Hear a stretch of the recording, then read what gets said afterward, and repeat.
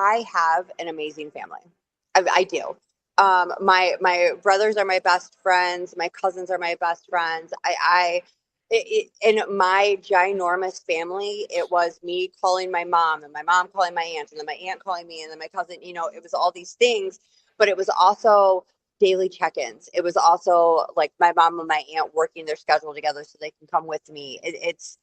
It was telling my mom on days that like I was like, I don't know what the hell I'm doing. Right. I've never felt this way before. And I feel so out of body that I feel sad. And that's all I kept thinking and trying to explain is that I just feel sad and I can't get it to go the fuck away. And my mom allowing me to sit in that and letting me drop it on her and work through it, or just showing up at the gym to give me a hug, or just those types of things, like that. It was the people who, no matter what was going on, just were right there. You know what I mean? And I'm not a person to ask for help. I'm not going to call you and be like, do you have time to talk? Because no, I won't be that person. And anybody who knows me, who is close to me, knows that. So those people who knew me the best are the ones that at some points were not physically holding me up, but holding me up because I couldn't. And that is how I saw the real value in the people in my life, which sucks, right? It sucks that you have to go through that to like see that, but you also found out who wasn't really there. So it was like this like back and forth of, you're sad that these people weren't who you thought they were, but all of a sudden you have this great image of who these people are and what they're willing to do because they care about you. And it's a fucked feeling. And not in a bad way, but like all of a sudden you're like, holy shit, people care about you. People care about me. Like that's real. Like, fuck. Okay. All right, cool. Cause you don't always feel that way.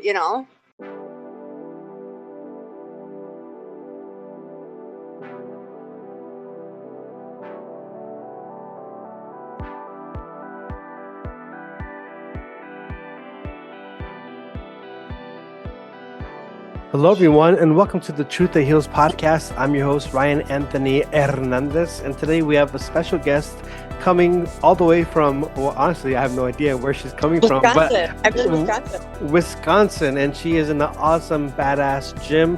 Please welcome to the podcast our guest today, Kate. Kate, how are you doing today?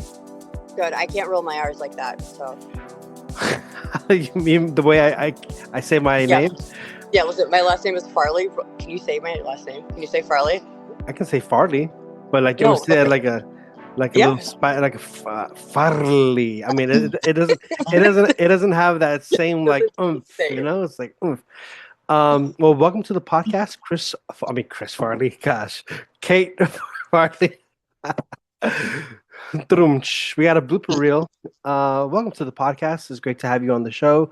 As we see, those who are watching over on YouTube can see the visuals. Kate is as I said, in a badass gym. If you're listening to this over on Spotify, go ahead and switch over to the video version if you would like, so you can check out the gym. But as I said, you are not only in a gym, but I believe you own the gym. Is that correct? I do. I own this gym with my best friend. He's had Get Fit 45 as a online business for probably about 14 years. We recently, as of 4 years ago, became a brick and mortar gym. Um, New to the location that we're actually in. We moved over here in November, and it was the best decision we ever made. But officially, as a brick and mortar gym, we turned 4 a week ago. Okay, well, Yeah. happy anniversary or birthday or what do you call Birthday. it? You can say birthday.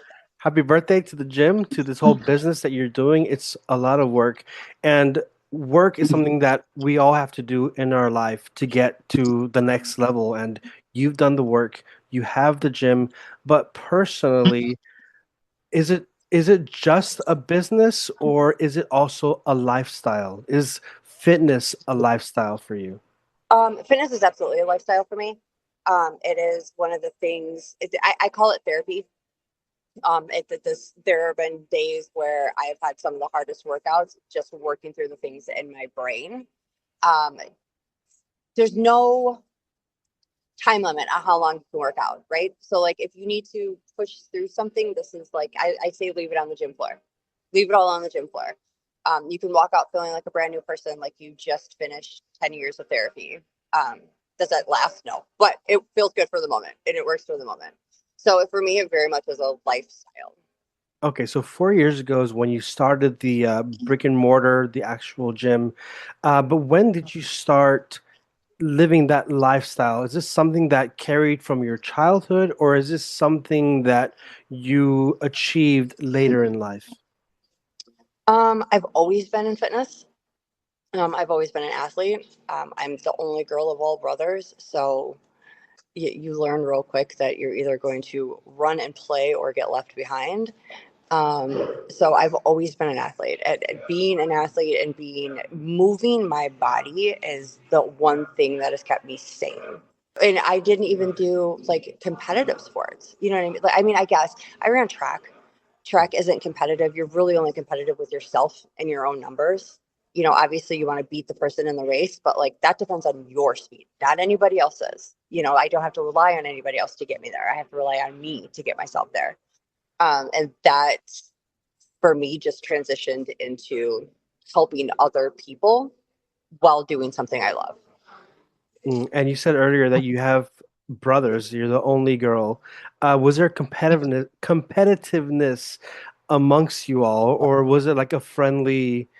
I don't know. Like, how Oh, was oh that? no, no. So a perfect example of why we are still the way that we are as adults. We were all bowling. My brother, my niece and nephew, my other brother, extended family. Everybody's bowling, and my brothers and I are fighting each other to like be better than each other through this whole thing. While everybody else is having a good time, we're looking at each other like, nope, I. So it's always very competitive, and it always has been. But we also love it at the same time.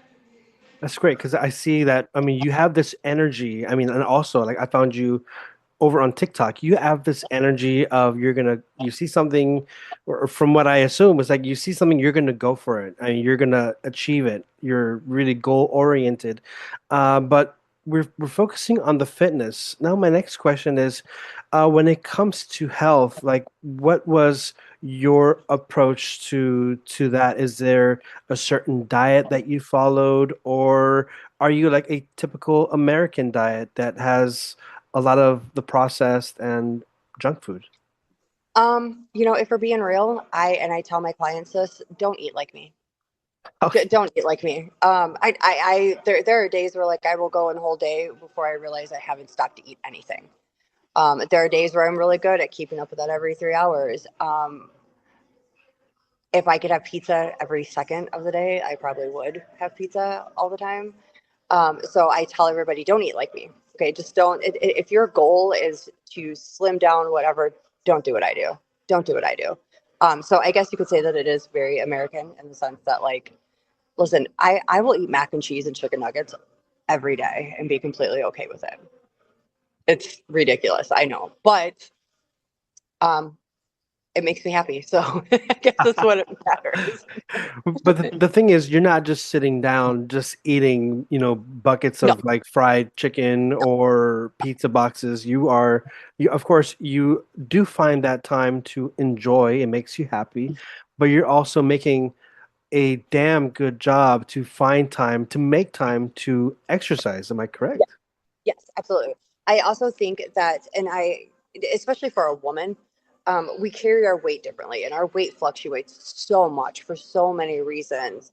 That one of my biggest things is when my clients are like, I haven't had a carb in a month, and I'm like, have the carb, have the carb. It's okay to have that carb. You know, I'm not saying like sit down and go in for a month, but allow yourself to have that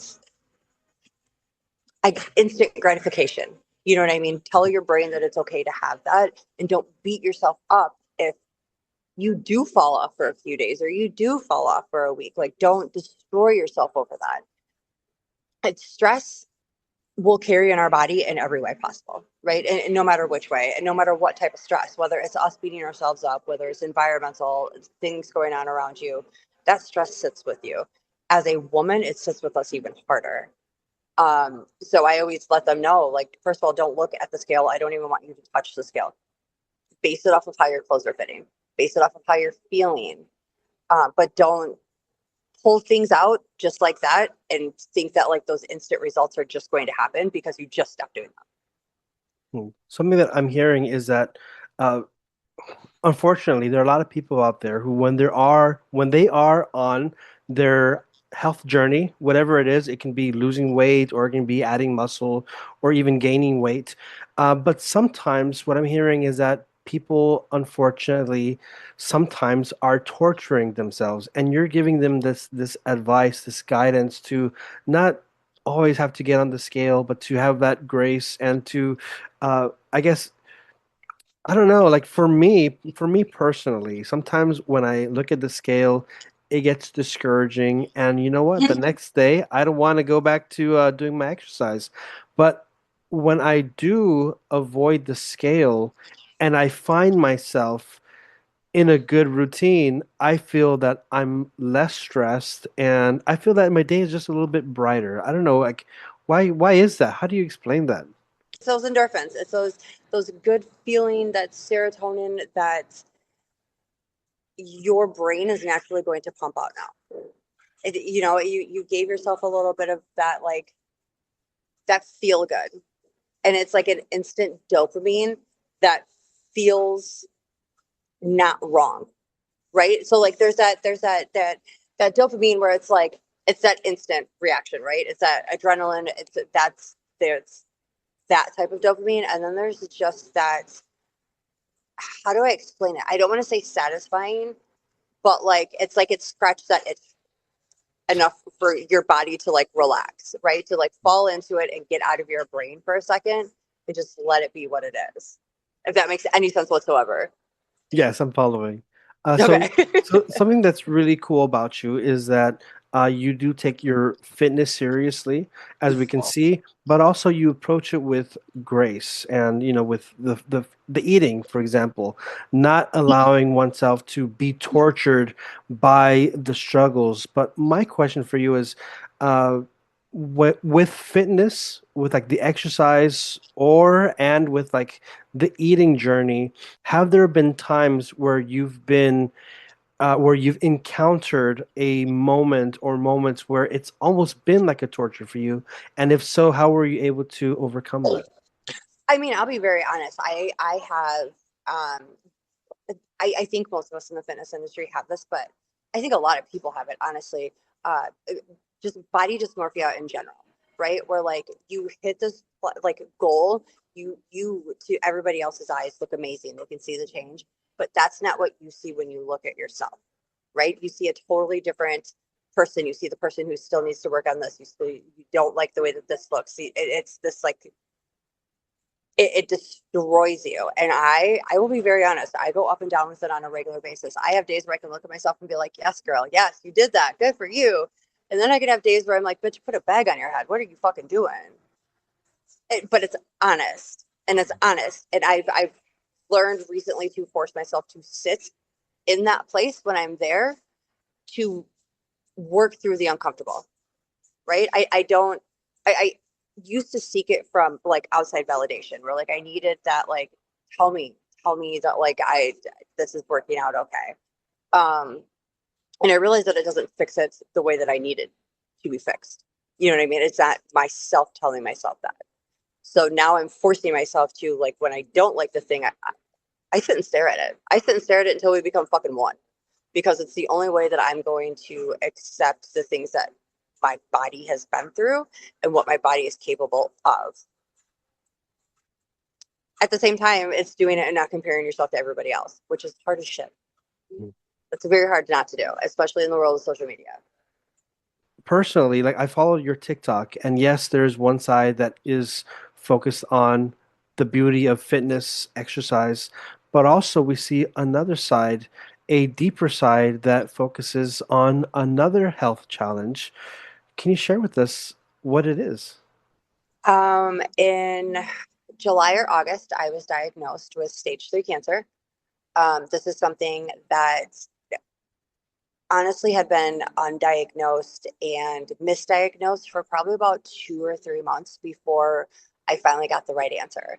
And I only got that answer because the doctors were so unsure what to do anymore that they did a full hysterectomy and took everything away from me.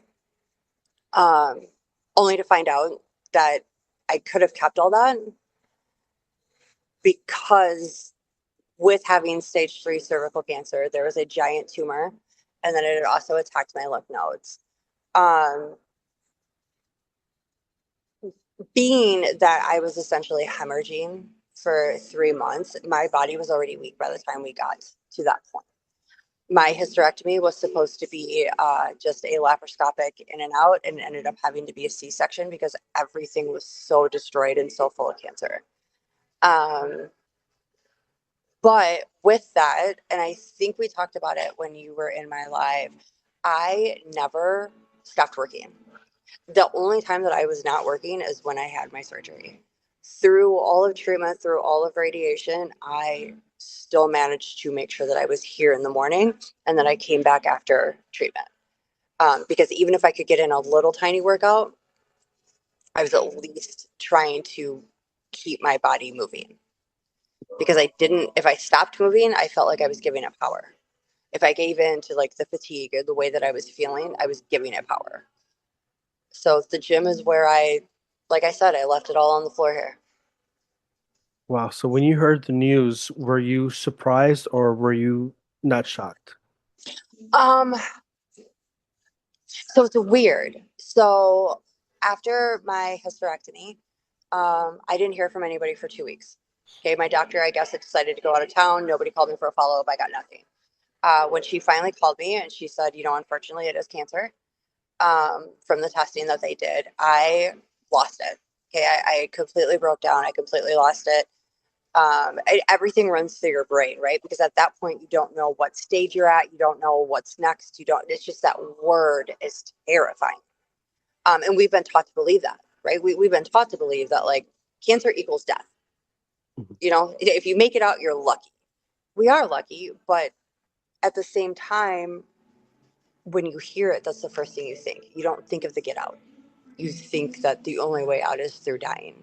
And that was the first thing that happened in my brain. I instantly went into I need to make sure that this gym is survivable for my business partner. I need to make sure that everything is set so that all these things fall into place for everybody that I care about. Because if I can't do this, I want to make sure that they're going to be okay. So it was devastating. By the time I got through all of my scans, my MRI, all of that stuff, and met with my oncologist, um, I wasn't scared anymore.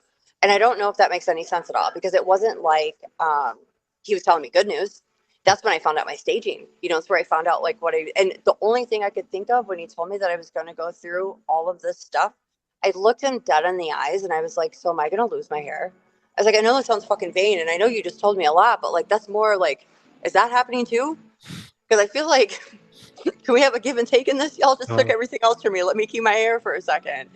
Um, but by then, it stopped being scared as much as it was a fucking mission. As much as it was, okay, this is where we're sitting. This is the game plan. I'm going to fucking destroy this. I have gone through way too much in my life to let this be what the fuck is going to take me out. Right. So I head down and I just flew through it. So when people say that, like, you're strong and you made it through it, I didn't see myself. I didn't see it as another option. It wasn't being strong. It was I'm doing what the fuck I need to do. So it's weird. But no, I didn't freak out the second time I had to hear it. The first time I was like, absolutely, because what the fuck, if you would have told me this 2 weeks ago, we could have had this ball rolling and we could have been moving. But you didn't because you chose to go out of town. Hope your vacation was great. But let's get to like the meat and potatoes of it because I don't want to sit in the space. so what changed between the first time where you were saying that you felt it? I mean, you were really bawling, crying, and then the next time, uh, you had this mission. Let's fucking do this. What Um, changed? the first time was just initial shock, Mm. right? And the weird part is that you somehow know already. right? You somehow in the back of your brain, it's already telling you it's there. So when you're told before you get to your staging and everything else, it's almost like you're in shock, but your body's like, see, I fucking told you so. Your brain is suddenly like, you knew, dude, you knew. And then you're mad at yourself because you knew, right? And you start, like, you go into this, it's just fear and panic. It's almost like the staging levels of grief, right? It's like, it's this reaction, and then it's this reaction, and then it's this reaction. And I, I, I was at that first one. I was at that first one of just shock and fear. By the time I got to the second part of it, um, while there was still fear and it's still scary and it's the unknown because, oh, that's foreign to you, right? You've never gone through radiation, you've never gone through chemo, you've never had to meet an oncologist, so it's foreign. And you're just on like this like focus now, right? Because I can walk in here and I can freak out and I can cry and I can tell myself this is the end, but what the fuck is that actually going to do for me? It literally is going to do nothing. It's not going to change it. It's not going to fix it. It's not going to make it go away. So the only thing that I knew how to do was focus on the path that was just given to me by people who know this and keep moving. And it sucked. It was hard as fuck. And there were a lot of days of fucking tears, but like, it was the only way to go. Yeah. You couldn't freak out. I didn't give myself time to freak out, if we're being honest. Well, earlier I wanted to go back to fitness, and I'll come circle back to the health of the body.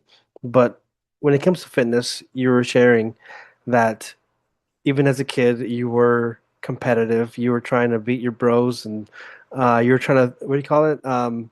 Get more strikes in bowling, and you're trying to beat them. And then later on in your fitness, you're also helping others Mm-hmm. to reach their goals. So what I'm trying to get to is community. There's people who push you, who spur you on, who get you motivated, or you are using your tools, your wisdom to help others. When it came with the cancer diagnosis, did you see a parallel, or do you see a parallel maybe evolving where uh, maybe like community? Have you seen community helping you out, or do you see yourself in the future also helping others in their journey? Oh, 1,000%, 1,000%.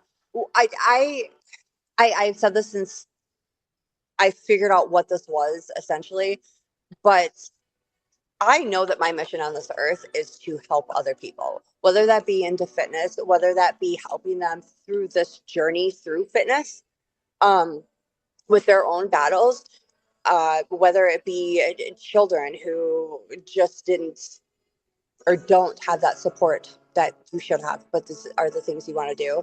I always knew that my mission was going to be to do that. Do I know how I'm going to do it yet? No. Do I know that I can do it right here?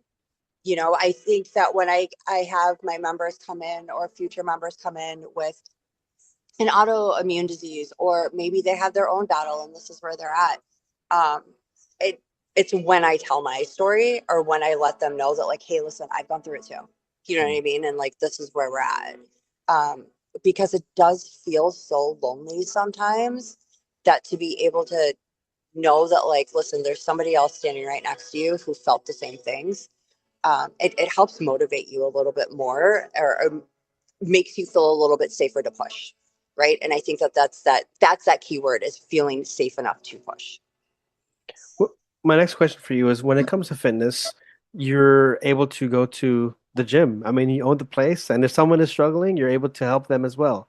But when it came to the health of the body, and this is where we're connected. This is what I want to really get into. We were talking about on your live stream actually, uh, the importance of coming onto TikTok and to have a community there.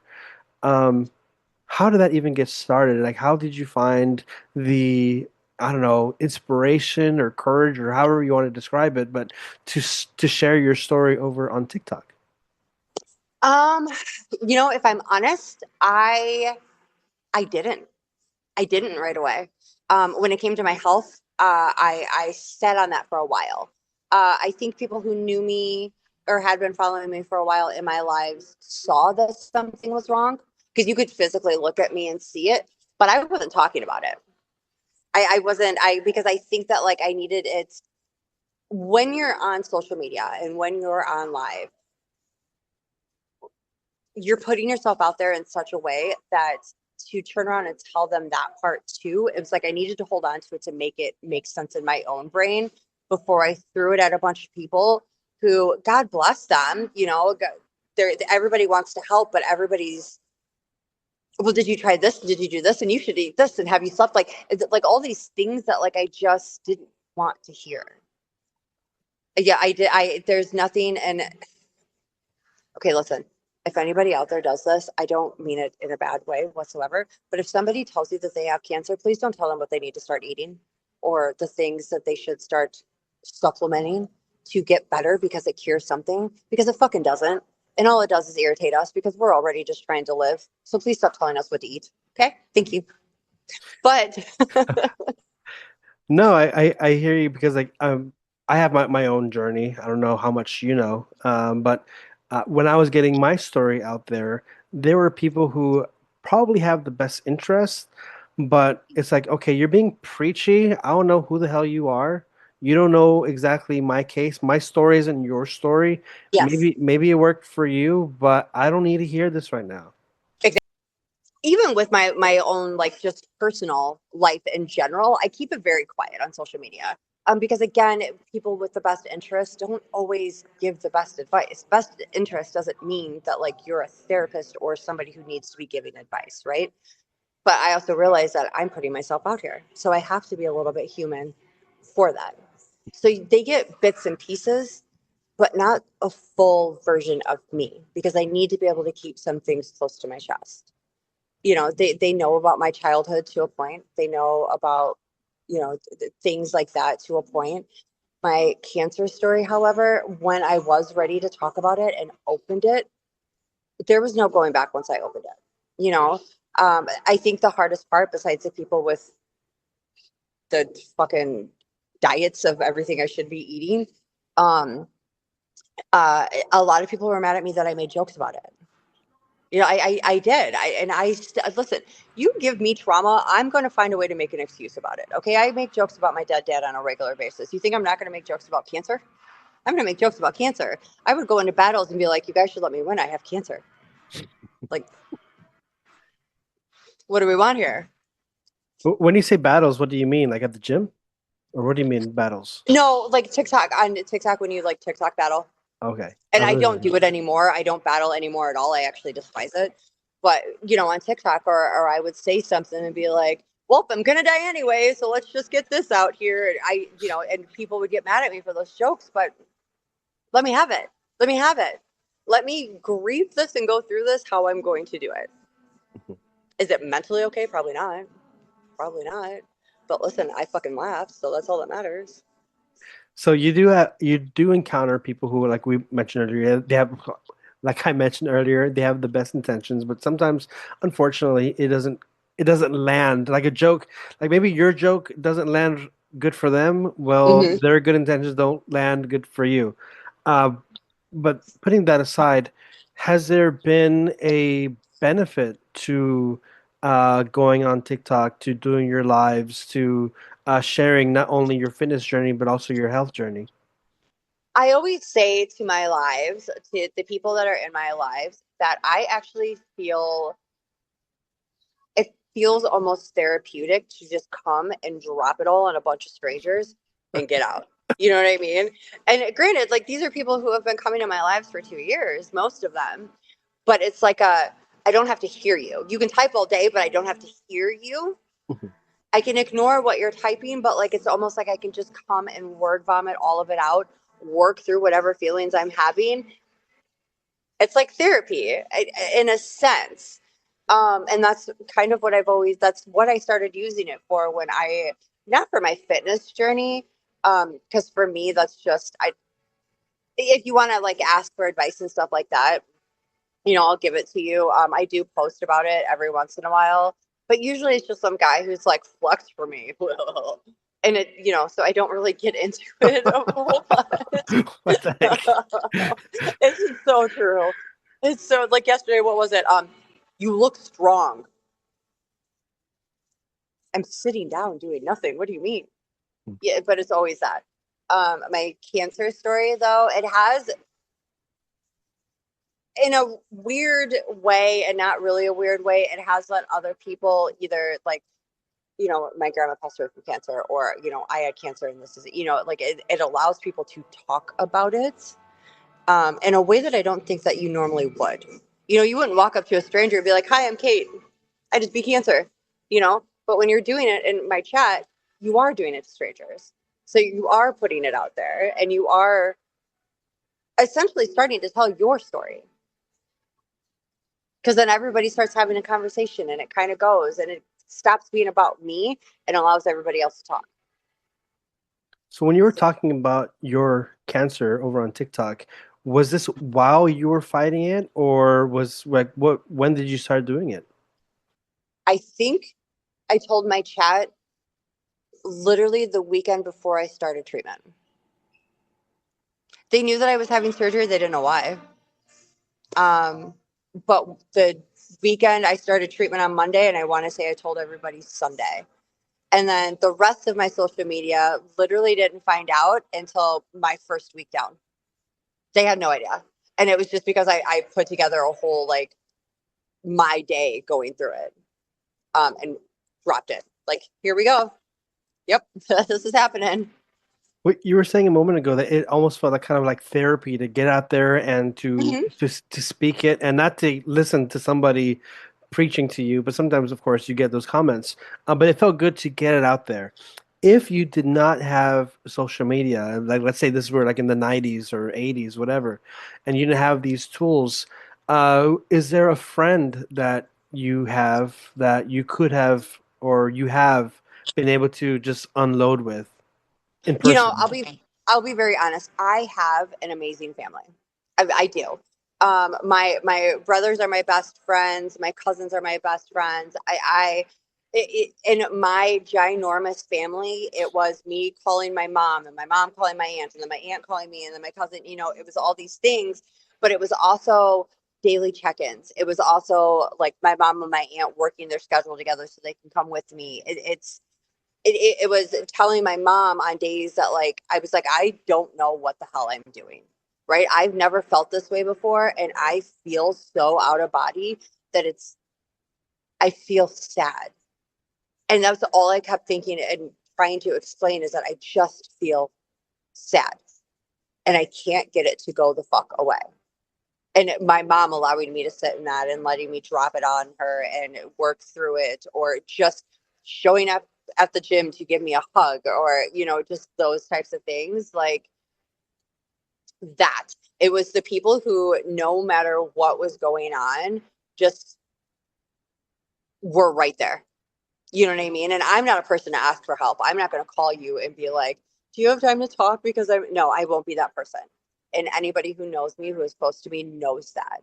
So those people who knew me the best are the ones that at some points were not physically holding me up, but holding me up because I couldn't. And that is how I saw the real value in the people in my life, which sucks, right? It sucks that you have to go through that to like see that, but you also found out who wasn't really there.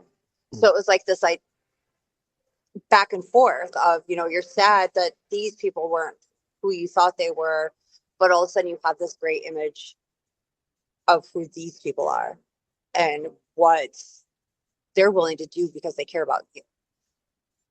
And it's a fucked feeling. And not in a bad way, but like all of a sudden you're like, holy shit, people care about you. People care about me. Like that's real. Like, fuck. Okay. All right, cool. Cause you don't always feel that way.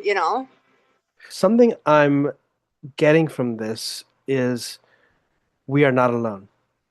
Like you don't have to do it alone. I mean, sometimes it feels so freaking lonely, I would assume, but hearing what you've been sharing of people following up on you, uh, people sending their love, and I don't know, like, did you, if Did you ever feel alone, or did you always feel that you always had support? It is one of loneliest non-lonely thing to go through, right? Because you do have the support and you do have, like, listen, I had people from my lives sending me like things to help me get through it, right? I had members from the gym leaving care packages here for me of, hydration things and Oreos, because everybody knows that I love Oreos. And like, just be strong, you're strong, you got this. Like, I had all of that, but with it, you feel alone in the sense that, like, there's not one person standing right here who will understand what this feels like. So you are alone in that sense, because no matter what, if you came to me and said, "Hey, how's it going? How are you doing?" I'm going to tell you I'm okay. Physically on the inside, I feel like my body has been hit by a bus and I am more tired than anything I could ever physically explain. Food tastes like shit. And I have this giant port in me that looks like I have an alien head coming out of my chest. I'm not okay. And I don't know how to tell you that. So you don't. You don't. Because there's not one part of that anybody can be like, you know what, I totally understand how you're feeling. Because unless they've done it, they don't. So you do feel alone, even though you're not alone.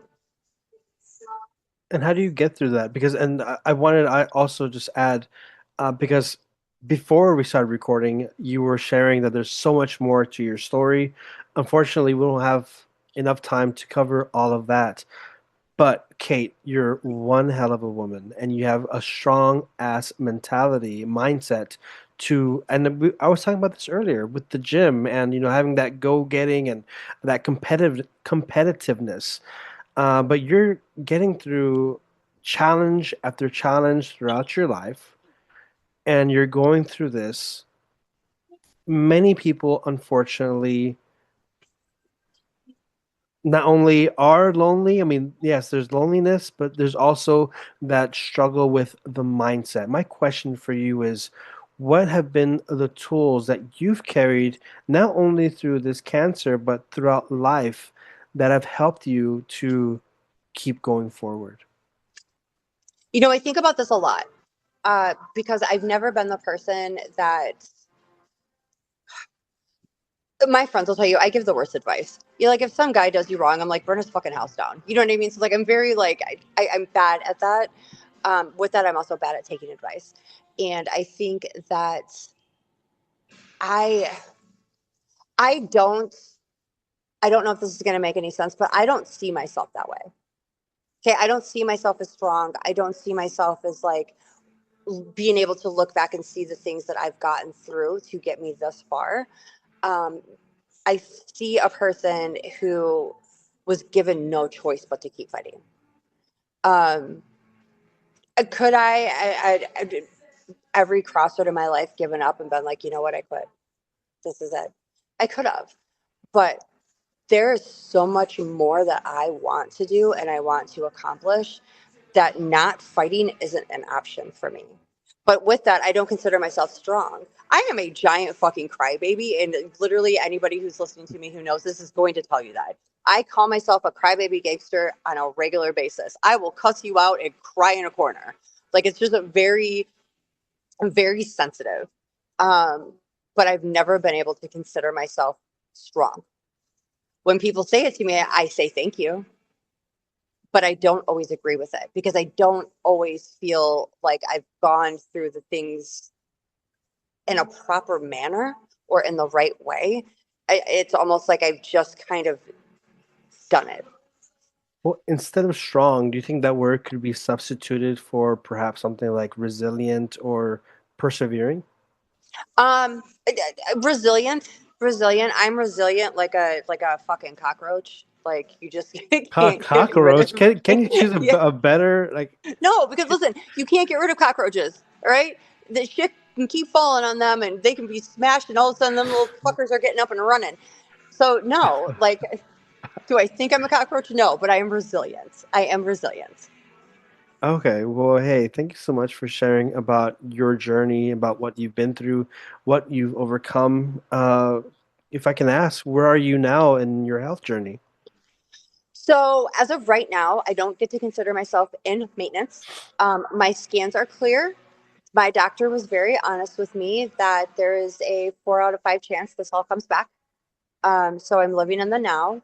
I am on immunotherapy, which is essentially putting another drug into me that tells the body if there is a foreign object and to fight it.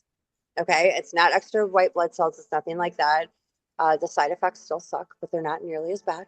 You're just not hungry for a few days, and that's fine. The fatigue is still real, but for now, I'm going to tell myself that I am on this side of it, right? I'm not at the beginning of it. I could maybe be in the middle of it, or I'm at the end of it. But whatever it is, I'm going to take this clear part for what it is, and I'm going to continue to do the things that I'm doing until I have to have another battle. And You're I'm on. not out of it. I'm not out of it, but I can say that I may be on the other side of it. And maybe I'm either in the middle or I'm at the end of it. I don't honestly. It's a weird thing, and I don't know if I'll ever feel like I'm out of it until they tell me that I am in remission. Until they can be like, "You're good. You don't have to come back for another 2 years. You don't have to keep doing this." Um, so I don't consider myself out of the clear yet, but I'm gonna take this for right now and keep fucking running because I have that opening. It's like on the highway before like, another accident. That's not the word I want. What do I want? I don't know what you want, but I think I get what you want. Yeah, before it gets busy again. Okay. You Yes. have that clear run. Okay, there. Do you see yourself being a role model to people? Absolutely not. No? I don't. No, I don't. It's such a weird thing to be called because I don't see myself that way. I just see me doing something that not only feeds my soul, but I again feel it's my purpose. So if I am a role model, oh, that's such a weird feeling. Um, if I am a role model, it feels weird because I almost feel like I'm the last person that anybody should be looking up to. But at the same time, if you are looking up to me or I am a role model to you, then know that you're going to be looking at the realest fucking person that there is when it comes to all of this because I don't even know what I'm doing half the time. So nobody else needs to know what they're doing all the time. Well, thank you so much. I think I love that. I love this interview. I love the energy that you bring, and good luck with everything that you do. Now, I have a question that I ask all of my guests, and it's the last question. That is, Kate, what is your truth that heals? Whew. All right. My truth that heals is at some point you have to stop giving a fuck. It's just as simple as that. You have to stop giving a shit what they think or how they did it or how they're going to do it, how they look doing it. The only person that should give a shit about you and how you do it is you. There is no right, there is no wrong. It's just doing it. So stop giving a fuck about what everybody else is saying, how you're supposed to be doing it. Nobody gets to tell you how to feel. Nobody gets to tell you how to go through that journey. So stop fucking looking for that answer and figure it out in yourself. And I promise you that you will. You absolutely will. Well, thank you so much for sharing. I really enjoyed this interview, and I really enjoyed you sharing your truth that heals. It's been an inspiration following you on your lives, and every time I follow your lives, I'm like, damn, I need to go for a run, or I need to push myself a little bit more, and then. Listen, I do online coaching. I'm just saying. Well, hey, I mean that not only that, but I even at the beginning of this interview, you know what's been on my mind? Pizza. Protein? Pizza, Dude, because you I'm mentioned the sorry. pizza. So I was like, dang, dude, I have like a I'm trying to get Tell me healthy. it doesn't sound so good though. It sounds pretty good, and I would love to have a pizza. So maybe after this, I'll probably get a slice. But hey, you do have a gym, and you did mention the online coaching. Can you share with us a little bit more information so that those who are tuning in can look it up? Yeah, absolutely. So you can message me on any one of my Facebook or TikTok. The names are the same. It's Kate GetFit 45 or Kate GetFit. Send me a message if you want to get into training. We can go through how that looks through online. It does differ for certain people. Otherwise, if you just want to keep up with my stuff, go over there, shoot me a follow. If you want to follow the gym's TikTok page is GetFit45. Very simple. The website also getfit45.com. So everything is our gym name that is in there. But shoot me a follow if you want smart ass lip syncing, maybe too blunt of a person, but funny lives because I happen to think I'm the funniest person I know. So Well, I didn't find your life to be funny. I found it to be inspirational. I mean, I was like, dang. But yeah, if you think it's funny, I mean, hey, yeah, whatever, whatever. But see, like I said, I'm the funniest person I know. a quick question: do you have merch for your gym? We do have merch actually. You should be able to find it on our website or on our TikTok or Instagram. Any one of those. Again, the same name, GetFit45. We absolutely just came out with a new logo. So all of our old merch with the old logo is actually 20% off. So if it is something that you're interested in and you're not finding it, shoot me a message. We do only have a limited stock of the older stuff left before the new stuff comes in. All right. But I mean, if you want a cool little tumbler or something, just shoot me a message. All right. Well, thank you so much again. And to the audience, go check out Fit 45. Is that right? Gym Fit? Get fit 45. All right. Take it from the top. All right. Well, thank you so much. And to the audience, thank you for tuning in. Go check out Get Fit 45. Get Fit 45. Yes. Yes. Go check it out. Man, I'm fucking this up, but you can find it in the show notes for sure. You find it in the show notes. Go check it out. Get some merch if you like. Give it a follow, and also follow Kate because she has some amazing live streams. I'm always inspired, and yeah, sometimes she can drop a few jokes and get a smile out of me. So go check out her stuff as well. And if you've enjoyed this episode, feel free to hit that like button, subscribe, and share this episode as well so that more people can discover the amazing truth that heals, which was presented by our guest today, our amazing guest today, Kate Farley. And if you want to help me out, if you want to help out a bro, you can do so because I need a lot of help. You can do so by buying me a coffee at buymeacoffee.com/truth7. All of your contributions help me to keep the podcast going and also help me to pay the bills. So I can always use a little help with that. And again, Kate, thank you for sharing your truth that heals and for being an amazing guest on the podcast. I appreciate you. Thank you so much for having me. This was fun.